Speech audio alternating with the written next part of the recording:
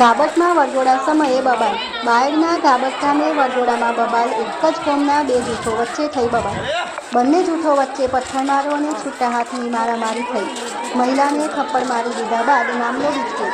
મહિલા સલામતી માટે ઉઠ્યા સવાલો. અરવલ્લીમાં પણ કાયદો અને વ્યવસ્થાની સ્થિતિ સામે સવાલો. પોલીસ દ્વારા કડક કાર્યવાહી કરવામાં આવે તેવી લોકોમાં ચર્ચા. રમેશ માહિતી.